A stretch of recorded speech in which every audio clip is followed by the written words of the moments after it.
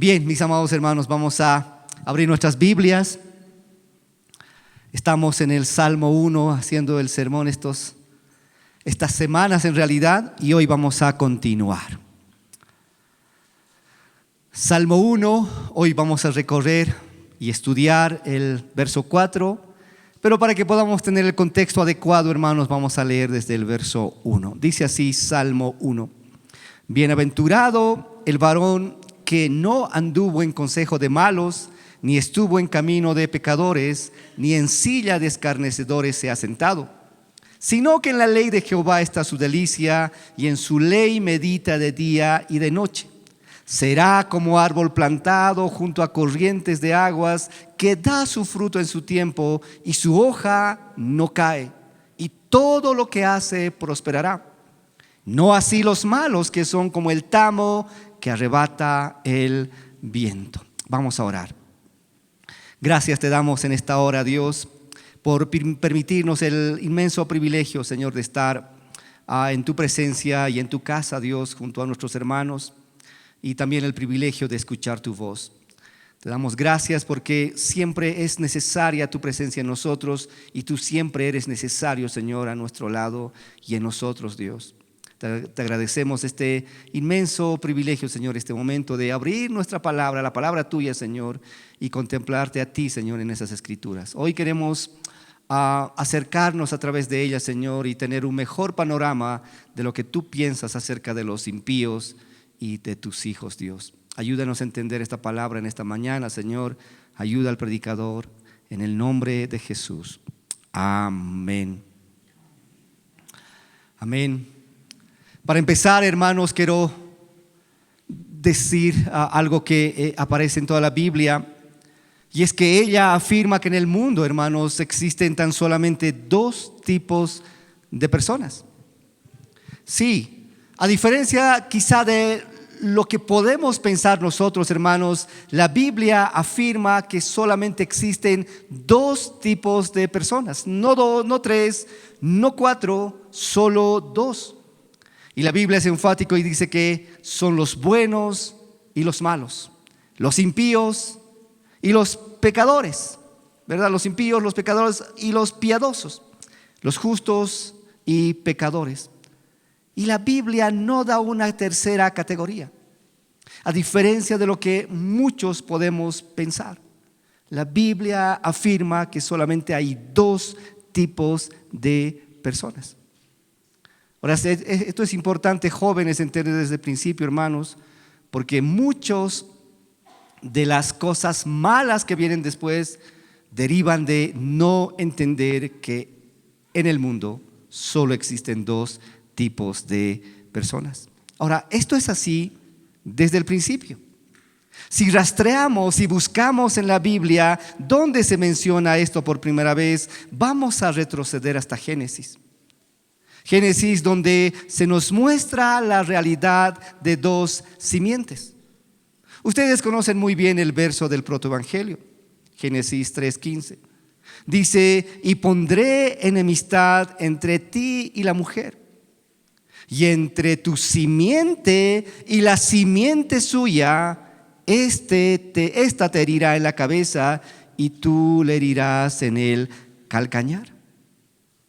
Aquí, en este verso, no solo se nos dice cómo íbamos a ser salvados, cómo íbamos a ser librados del pecado, sino también que a partir de ese momento iban a existir dos simientes, dos tipos de hombres, unos de la simiente de Dios y otros de la simiente de Satanás.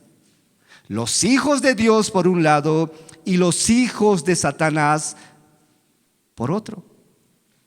E inmediatamente en el capítulo 4 de Génesis vemos el nacimiento de estas dos simientes, Caín y Abel, y cómo el carácter y las obras de estos dos hombres iban a ser tan distintos y diametralmente opuestos.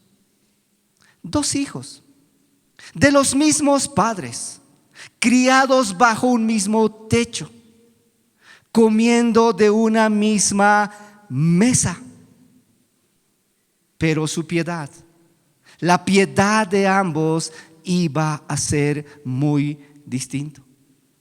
Creo que todos aquí, hermanos, conocemos lo que viene después. La historia de lo que sucede con Caín y Abel. Vemos que Caín, en un acto de terrible maldad, termina cometiendo el primer homicidio, el primer fratricidio en realidad contra su hermano Abel. Ahora, esto solo era la expresión, la muestra de lo que es la conducta habitual de los que rechazan a Dios. Este fratricidio, esta muerte, no ha sido un accidente. Era la consecuencia natural de la esencia de lo que cargaba Caín. Era solamente expresar de lo que él era. Ahí vemos consumarse claramente dos simientes. Por un lado, los hijos de Dios, y por otro lado, los hijos de Satanás. Ahora, estas dos simientes van a permanecer así y los vamos a ver a lo largo de todo el Antiguo Testamento y a través de toda la historia de la humanidad. La historia de la humanidad tiene un común denominador: la lucha continua, la lucha ardiente entre estas dos simientes. Dos simientes, dos tipos de hombres. Ahora, quería empezar diciendo esto porque es importante que cuando avancemos en nuestro sermón de hoy tengamos esto bien claro. Antes de empezar con el verso 4, hermanos, quisiera refrescar su memoria haciendo una retrospectiva del Salmo 1 y lo que ya hemos estudiado hasta aquí. Si usted ha venido desde el primer domingo que hemos empezado a exponer esto, hemos visto que la bienaventuranza o la felicidad del hombre justo, del hombre recto, en primer lugar es posible. A diferencia de lo que el mundo puede pensar, la felicidad del hombre es posible. Y hemos visto además que esta felicidad que experimenta ese hombre piadoso consiste básicamente en evitar tres grandes peligros. Sí.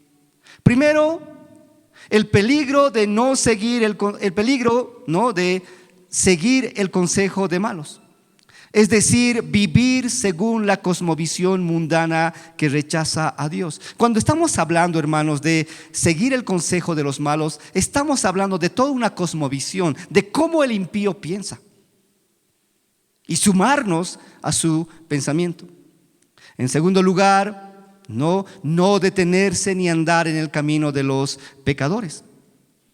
Y en tercer lugar, no sentarse en la silla de los burladores, de esos hombres que se mofan de la fe, que se mofan de Dios y de los justos. Al contrario, dice la palabra, el mayor deleite del hombre piadoso se encuentra en meditar en todo el consejo y la ley de Dios, de día y de noche. Ahora, lo que debemos saber a estas alturas es que la felicidad plena, satisfactoria, la dicha más grande que tiene el hombre es Dios. Es Dios. Así que cuando el hombre medita en los dichos, en las palabras de esta su felicidad, es donde más se encuentra dicha y satisfacción. El justo va a encontrar su máxima alegría en las palabras de su Señor. Ahora, el hombre piadoso, dice además, viene a ser como un árbol firme y vigoroso, fuerte porque tiene conexiones profundas con el dador de la vida. La vida de este justo es una vida plena, que da frutos, dice, y frutos de bien y duraderos en el tiempo correcto. Y dice, todo sigue así hasta el final de sus días, porque todo lo que hace, y escuche bien, todo lo que hace el hombre justo está bañado de verdadera felicidad y prosperidad. Así que en el verso 3, el autor usando una metáfora, nos muestra la vida del hombre piadoso como un árbol. Un árbol firme, seguro, lleno de vida, lleno de plenitud y rodeado de frutos verdaderos. Ahora hoy vamos a comenzar a ver el contraste de estos hombres piadosos. Vamos a ver cómo luce la vida del impío, de los malos, como llama el Salmo 1. Ahora, David, usando otra analogía, ¿no? Va a decirnos que el impío se parece o no es nada más que tamo, que es la cáscara o la paja que se arrebata el viento. Algo sin valor, algo sin vitalidad, como una cáscara efímera. De eso vamos a hablar el día de hoy. He titulado este sermón, hermanos, la trágica desventura de los malos. La trágica desventura de los malos. Y vamos a ver este verso 4, hermanos, estudiando 3 características desafortunadas de los impíos. 3 características desafortunadas del impío. Así que la primera característica es la contundente contrariedad de los malos. La contundente contrariedad de los malos. Dice el verso 4 al empezar, no así los malos. Ahora, en el verso 3, el domingo anterior, seguramente han visto, hermanos, y seguramente se han deleitado estudiando las bendiciones plenas del hombre bienaventurado. ¿Verdad? Han debido ver su justicia, su vigor, su fertilidad, su seguridad y también al final su prosperidad en los términos correctos. Ahora en el verso 4 comienza con un enfático no así los malos. Ahora esta es una frase de contraste, como se darán cuenta, hermanos. Es como decir, todo lo bueno y todo lo bendito que le sucede a los bienaventurados no le sucede a los impíos. Y desde aquí el autor va a pasar a describirnos la condición contraria y lamentable de los malos. Ahora, una mejor traducción, hermanos, diría esto, ¿no? Tanto la Septuaginta como la Vulgata latina, hermanos, traducen así este verso, ¿no? Es un verso como que está reforzando y añadiendo un doble negativo. No así los malos, no. Esa es la traducción que usa la Septuaginta y la Vulgata latina. Ahora, esta forma de escribir es un tipo de hebraísmo que tiene el propósito, hermanos, de enfatizar o resaltar que lo que se ha dicho anteriormente acerca de los justos, ¿no?, en el caso de los malos es absolutamente contrario, es absolutamente falso e inversamente proporcional.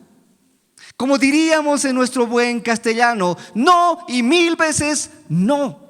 Los malos nunca, por ninguna remota razón, serán como los justos. Ellos son la antítesis de los justos, lo opuesto de los malos, y nunca se parecerán a ellos ni gozarán de las bendiciones del bienaventurado. Esa es la razón de esta doble negación. Ahora, esta doble negación para el caso de los impíos es triste. Es lamentable. Los malos existen realmente, pero su pasar por este mundo es un pasar lamentable. Ahora, algo que caracteriza a los justos, como hemos visto el domingo anterior, era su vida fructífera. Yo creo que era un sermón adecuado para decirnos y para identificarnos, sí, así es Dios con nosotros, así es Dios y así obra en la vida de nosotros. Una vida fructífera. El piadoso naturalmente da frutos. Ese es su destino más natural. Pero el impío, al contrario, tiene una vida estéril. tiene una vida vacía y sin propósitos. Ahora los impíos viven así y terminan así. Como alguien diría, sin pena ni gloria, sin un peso eterno. En Proverbios 10:7 lo dice muy bien: la memoria del justo será bendita, mas el nombre de los impíos se pudrirá. Como pasto de gusanos, dice otra traducción. La memoria del justo será bendita. Porque hay algo que contar, hay frutos, y frutos permanentes, eternos. Mas el nombre de los impíos, dice, se pudrirá como pasto de gusanos. Si por un lado el varón justo, el creyente, reluce de vigor y da frutos buenos y eternos además, el impío por el contrario se seca y se muere. ¿Saben por qué? Porque están desconectados de la vida, están separados de su Creador.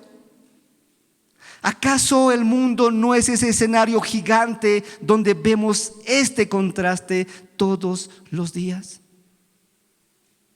La lucha entre impíos y los que son hijos piadosos. Ese es el mundo. Es la lucha constante de estas dos cimientos. El malo es incapaz de dar fruto bueno.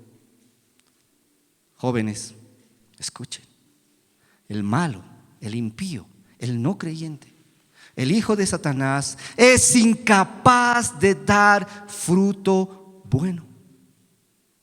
En realidad, su esterilidad es una esterilidad selectiva. Da frutos, pero frutos de maldad, frutos de podredumbre, frutos de pecaminosidad. Ellos, los impíos, están muertos espiritualmente y son como cadáveres en estado de descomposición.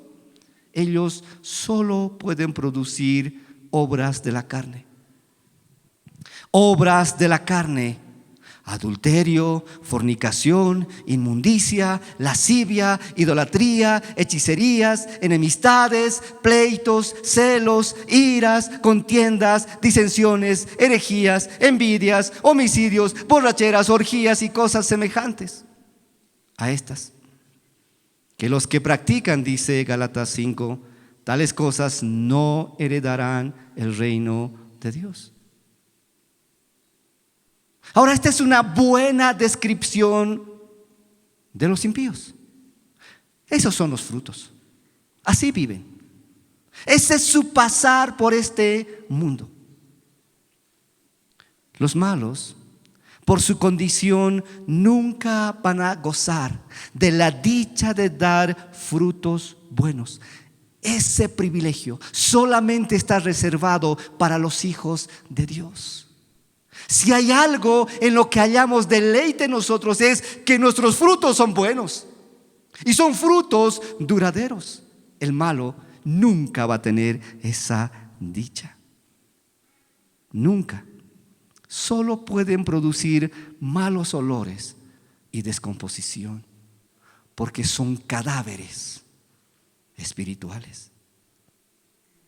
Este contraste entre el hombre piadoso y el impío es una buena ilustración, pero también es una buena ocasión para meditar. Ahora piense usted, ¿a cuál de estos dos hombres se parece la vida que está viviendo ahora mismo? ¿A cuál de estas descripciones se identifica usted? ¿Es la simiente de Dios? ¿O ve algunos rasgos que le están gritando que no ha nacido de nuevo y no se parece al bienaventurado de este salmo? Por otro lado, hermanos, este salmo también nos habla de la total insignificancia de los malos. Y ese es nuestro segundo punto. Primero, la contrariedad de los impíos. En segundo lugar, la insignificancia de los malos. Y el verso dice: no así los malos, que son como el tamo. Que son como el tamo. David introduce aquí otra metáfora, esta vez para referirse a los malos, y los compara con el tamo. Ahora, yo sé que usted está preguntando qué es el tamo. En la Biblia, el tamo se refiere a esas hojas secas e inservibles que se caen de las espigas de trigo durante el proceso de trillado. Ahora, esta es una analogía que David saca de la vida agrícola de Israel. Y tiene que ver con la práctica de aventar o tirar al aire el trigo una vez que había sido trillado, con la finalidad de separar el grano de la cáscara y la paja. Cuando el trigo es lanzado al aire, el grano, que tiene un mayor peso, cae al lugar que debe caer, al suelo, y queda en el lugar. Mientras que el tamo, ese polvo, esa paja menuda y liviana que recubría el grano, es llevada por el viento. Y alguien dice: ¿por qué no sirven? Porque ya no son útiles. Ahora, quizá usted se pregunta: ¿por qué los malos son descritos aquí como el tamo? El salmista dice que los malos son como el tamo que arrebata el viento. Por el contexto que estamos estudiando, podemos sacar dos significados básicamente. Primero, que los que son malos, como el tamo, no tienen valor. Son insignificantes, inservibles, sin ninguna utilidad. Ahora, los malos o el tamo o los impíos no tienen valor porque están desconectados, alejados de la fuente de vida, de Dios, que es el dador de todo lo apreciable, todo lo bueno que el hombre pueda tener. Separados de Dios, lo único que pueden hacer los hombres es morir, convertirse en paja, en cáscara, inservibles, separados de Dios. Nada somos. Alguna vez, hablando de los frutos que debemos dar, Jesucristo mismo dijo: separados de mí, nada podéis hacer. Así son las personas sin valor. Ahora, Proverbios 10:20 dice algo que nos puede aclarar mejor la idea. Dice: plata escogida es la lengua del justo, hablando de los justos, mas el corazón de los impíos es como nada. Como nada.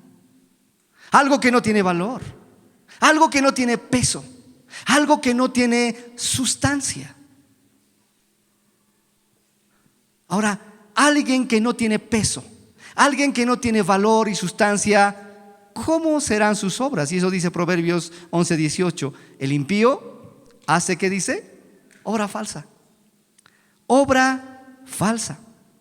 Por eso hay hombres y mujeres que, aunque parecen vivir su mejor vida, muchos de ellos rodeados de lujos, comodidades y riqueza, en realidad sus vidas están vacías y carentes de sentido.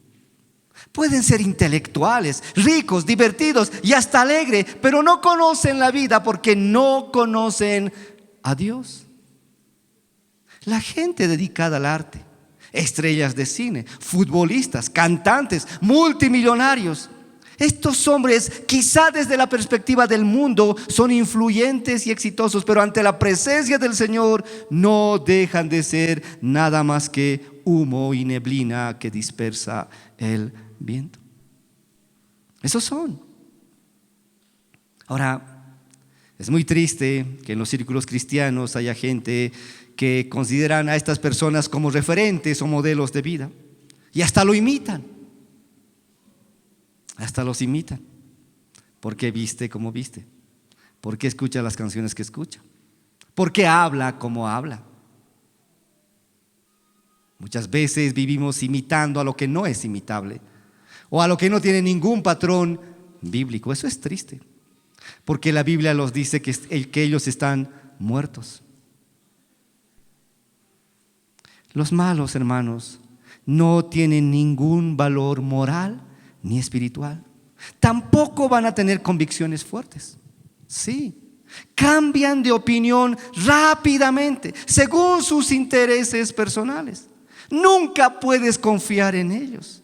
Al estar lejos de Dios, no tienen sentido moral de las cosas buenas. Nunca va a pensar como nosotros. Ellos no tienen ese estándar de vida. No.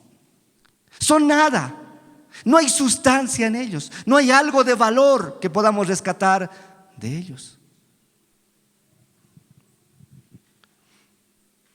En este grupo suelen estar, como hemos dicho, los intelectuales, los investigadores, los científicos, los reformadores sociales o inventores, que aunque han contribuido al bienestar de la humanidad desde la perspectiva bíblica, hermanos, ellos carecen de valor ante los ojos de Dios, porque sus aportes no ayudan al hombre en nada a vivir de acuerdo a los valores divinos. ¿Sí? Pueden ser avances tecnológicos o en el campo de la salud que nos facilitan una mejor calidad de vida, pero nunca van a lograr mejorar moralmente nuestra conducta y nunca van a lograr librarnos del pecado que nos separa de Dios. Por eso no tienen ningún valor. Ahora, el consejo bíblico con respecto a estas personas es muy claro. Muy claro. Proverbios 4, 14 al 19 dice así: no entres por la vereda de los impíos. Jóvenes, hermanos todos, esto es vital. No entres por la vereda de los impíos, ni vayas por el camino de los malos. Déjala, no pases por ella, apártate de ella, pasa. Porque dice, porque no duermen ellos si no han hecho mal, y pierden el sueño si no han hecho caer a alguno. Ven la maldad de estos. Porque no duermen ellos si no han hecho mal, y pierden el sueño si no han hecho caer a alguno. Porque comen pan de maldad y beben vino de robos, mas la senda de los justos es como la luz de la aurora, que va en aumento hasta que el día es perfecto. El camino de los impíos es como la oscuridad, no saben en qué tropiezan. Eso es.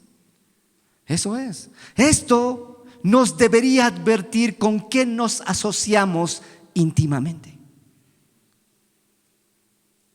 ¿Por qué habla como habla? ¿Por qué escucha las canciones que escucha? ¿Por qué se comporta de la forma que escucha? ¿Por qué? Porque quizá está muy arraigado, muy estrecho con ellos.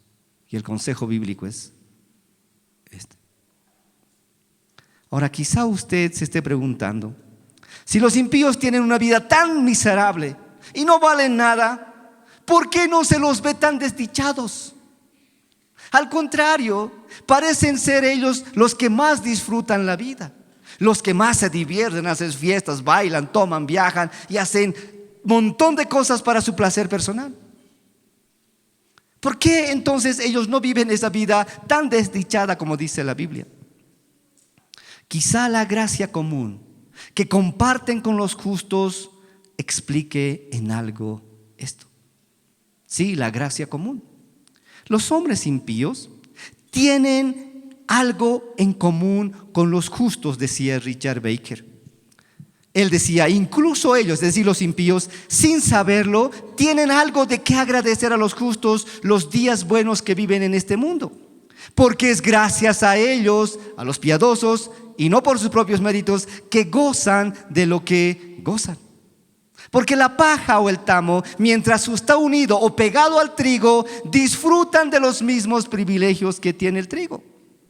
Solo cuando después de trillar se separan del trigo, entonces pierden todo valor y sentido. El tamo Mientras está unido al trigo, es puesta cuidadosamente junto al trigo en el granero. Pero tan pronto se separa, decía Richard Baker, del trigo, es puesta aparte, desechada y esparcida al viento.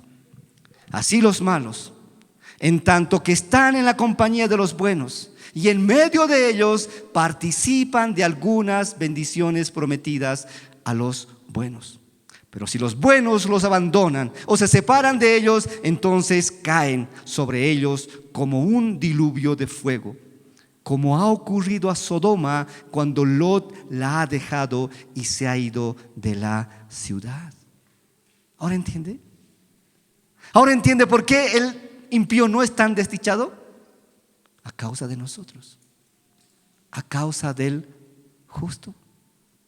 Toda la humanidad, independientemente de si al final van a recibir la gracia o el castigo de Dios, van a continuar recibiendo muchas bendiciones mientras están aquí en la tierra. Ahora, muchas de estas bendiciones son de bienestar físico, de bienestar material. Jesús mismo dice que Dios hace salir su sol sobre malos y buenos y hace llover sobre justos e injustos. Dios, el creador del universo, tiene especial cuidado de su creación, de la humanidad. Independientemente si estos van a creer o no en el Evangelio, hermanos, todos van a recibir las abundantes bendiciones en esta tierra. Esta gracia común entre justos e injustos también vemos en otros ámbitos de la vida, como el intelectual. No todos los impíos son irracionales o deficientes mentales, no. Al contrario, muchos de ellos son genios e inventores. Los vemos también en el ámbito moral. No todos los impíos son tan malos como podrían ser. Los vemos en el ámbito creativo y a veces vivimos admirando su arte y su creatividad. También los vemos en el ámbito social. Hay sociedades muy ordenadas y equitativas que no creen absolutamente en Dios. Entonces, ¿por qué son como son? Por la gracia común que comparten con nosotros. Ahora, esta paradoja no es reciente. Esta paradoja también ha llamado la atención del autor del libro de Eclesiastés. Y él lo ha dicho así muy claramente. Hay vanidad que se hace sobre la tierra, que hay justos a quienes sucede como si hicieran obras de impíos. Es decir, les pasa todo lo malo, como si sus obras fueran de impíos. Y hay impíos, dice, a quienes acontece como si hicieran obras de justos. Hay a los malos que les va bien, como si hicieran obras de justos. Y dice, digo que todo esto también es vanidad. Esa es la paradoja. Pero la paradoja tiene una explicación, es por la gracia común que comparten los justos e injustos. Ahora, aunque esta gracia común no necesariamente conduce a la salvación, pero el hecho de que Dios retarde su juicio va a permitir que muchos puedan venir a la salvación. Mientras estamos aquí en la tierra y estamos rodeados de tinieblas, de gente que no cree en Dios, aún ellos, a causa de nosotros, tienen tiempo para arrepentirse. Alguien dijo así: los impíos tienen casa, trabajo, una familia, comen y beben por la existencia de los justos. Pero una vez que seamos retirados de este mundo, vendrán sobre ellos esa lluvia de castigo, de fuego. Ahora, ¿cómo podemos distinguir entre el grano y el tamo en nuestras propias vidas? ¿Cómo podemos decir, esto es grano y esto es tamo?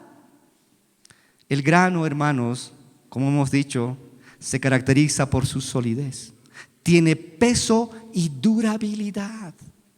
Así, del mismo modo, las acciones y las decisiones del justo siempre van a ser sólidas, basadas profundamente en la verdad y en la justicia, porque son acciones de alguien que tiene la vida y vida en abundancia.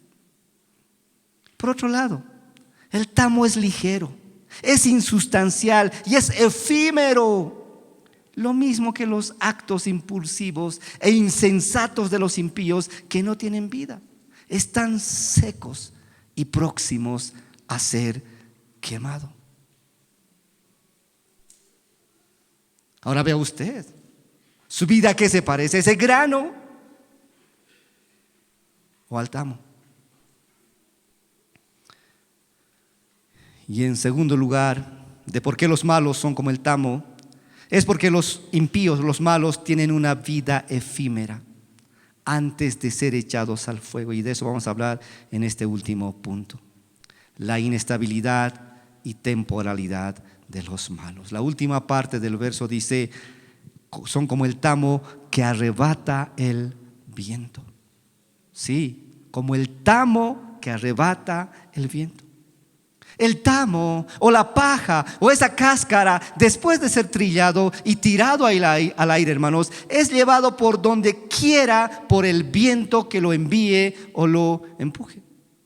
No tienen estabilidad ni peso propio.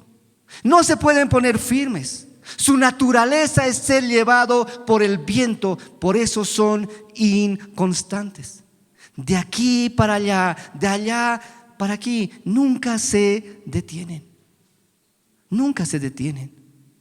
¿Y cómo usted sabe que está frente a un impío? Porque no puedes confiar en ellos. Son inestables, movidos por cualquier causa externa.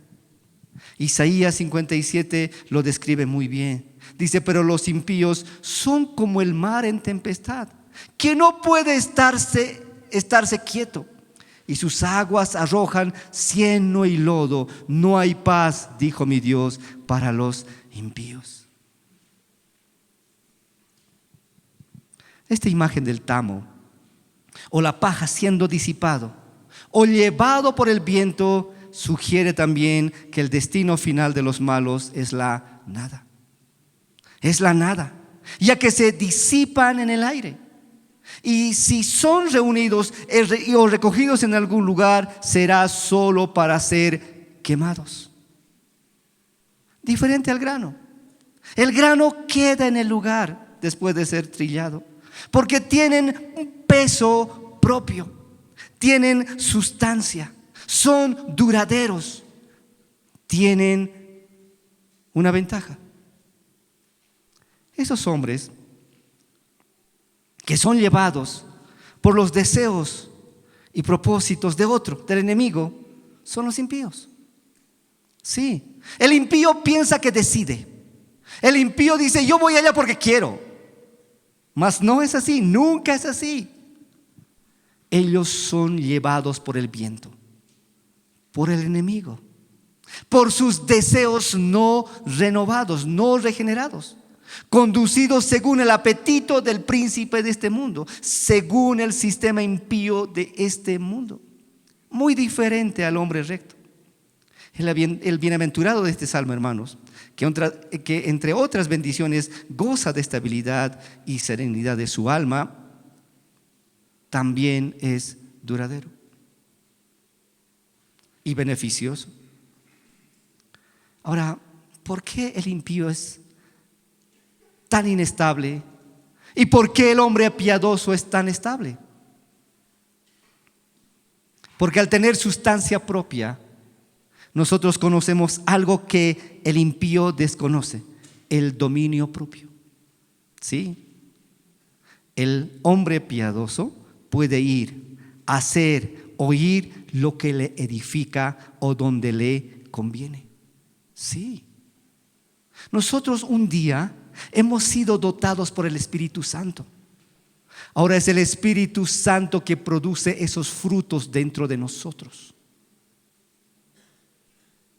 No son causas externas, es alguien que vive dentro de nosotros. Por otro lado, alguien ha dicho que el tamo o la paja no sirve para otra cosa que para ser quemado después que se desprende del grano. Tan pronto se dan cuenta de cuál es su condición, su exterminio es inminente. La palabra nos habla del destino de estos dos hombres en muchos lugares. Sí. En Malaquías, por ejemplo, en la versión, la Biblia latinoamericana dice así: porque he aquí viene el día ardiente como un horno, y todos los soberbios y todos los que hacen mal serán como paja. Y el día que va a venir les prenderá fuego, dice el Señor de los ejércitos, que no les dejará ni raíz ni rama. Eso es. Tienen un fin, se están dirigiendo hacia algo concreto, su exterminio, porque no tienen vida espiritual. Por eso debemos meditar en esto, hermanos, porque también nosotros muchas veces somos propensos en algunos momentos en nuestra vida a enfrentar y luchar con vientos que pueden llevarnos en direcciones inesperadas. La enseñanza del Salmo 4, hermanos, nos recuerda que al igual que el grano firme y sólido, nuestra vida debe estar anclada sobre la única roca, la roca firme, la piedra inamovible que es Cristo Jesús. Nuestra vida debe fundarse sobre verdades eternas que perduran y no dejarnos arrastrar por la ligereza de la maldad y el sistema tan atractivo de nuestros días. Y una cosa más, las elecciones que hagamos hoy van a terminar nuestro futuro, el lugar que vamos a ocupar mañana. Ahora yo les pregunto, ¿somos como el grano o somos como el tamo? ¿Estamos construyendo nuestras fundaciones en verdades sólidas y duraderas o simplemente dejamos que nos lleve el viento de la vida? Una última cosa que quiero que vean. Dice Proverbios 24:19: no te entremetas con los malignos, ni tengas envidia de los impíos, porque para el malo no habrá buen fin, y la lámpara de los impíos será apagada. Pero Dios no deja las cosas así. Un sermón no sería sermón si no está el Evangelio. Para terminar, y de manera sorprendente, hermanos, las Escrituras nos afirman que Jesús, el Hijo de Dios, ha venido a este mundo y se ha sacrificado por los impíos. Sí, nuestro Salvador se ha sacrificado por los impíos. Y eso dice Romanos. Dice Romanos 5, 6 y 7: porque Cristo, cuando aún éramos débiles, a su tiempo murió. ¿Por quiénes? Por los impíos. Por los impíos. Mas Dios muestra, dice el verso 8, su amor para con nosotros en que, siendo aún pecadores, es decir, impíos, Cristo murió por nosotros. Dios es el que justifica. Dios es quien salva a los impíos. No solamente los viste de su justicia, de la justicia de Cristo, los capacita para que vivan como es digno del Señor, agradándole en todo. Esa es una buena noticia, hermanos. Mientras nosotros estemos aquí, los impíos tienen tiempo para el arrepentimiento. Si ellos, los malos, corren a los pies de Cristo, en fe y arrepentimiento, pueden alcanzar el oportuno socorro para su alma. Sí. El final de los impíos es ciertamente una calamidad. Por eso es urgente la proclamación del Evangelio. No venimos aquí a exponer lo mal que les va a ir, sino que cuando sabemos lo mal que les puede ir, debe producir misericordia y mayor ímpetu en propagar el Evangelio del Salvador, porque Él vino por ellos, por nosotros. Así que, mis amados hermanos, a más de decir yo no soy como el tamo, mas soy como el grano, usted debe planear cómo su vida afecta a otros, cómo está dejando brillar la luz del Evangelio en su propia vida. Si es grano, qué bueno, porque habremos alcanzado la misericordia de Dios. Pero si lo que piensa, dice y hace parece más bien al tamo, creo que hoy es un buen día para correr a los pies de Cristo. Vamos a ponernos en pie, mis amados hermanos, y agradecer por esta misericordia. Señor, te doy gracias, Padre Santo, porque eres muy bueno con nosotros. que aún al estar exponiendo algo tan lamentable acerca de los impíos, Señor, tú nos das una oportunidad para volver nuestra mirada a ti, Señor. Hacer una evaluación muy profunda de nosotros mismos, de nuestra misma conducta y de lo que perseguimos en este mundo, Señor. Y reflejarnos en tu palabra, Dios. Oh, gracias por hablarnos al corazón, Señor. Gracias por situarnos en el lugar que realmente estamos, Dios. Padre Santo, ten misericordia de todos los que no están en tu camino, Dios. Padre Santo, atráelos hacia ti, Señor. Que el testimonio de tus hijos aquí, Señor, sea un estímulo para que ellos puedan voltear su mirada a ti, Señor, y encontrar un propósito y significado para sus vidas. Señor, te pido, Padre Santo, que este pedazo de tu palabra, Señor, sea como una alerta para nosotros, pero también un aliciente para proclamar tu evangelio a los que aún no te conocen, Dios. Gracias por rescatarnos un día. Gracias por darnos tu valor en nosotros. Y gracias por poner tu corazón en nosotros, Señor. En el nombre de Jesús. Amén.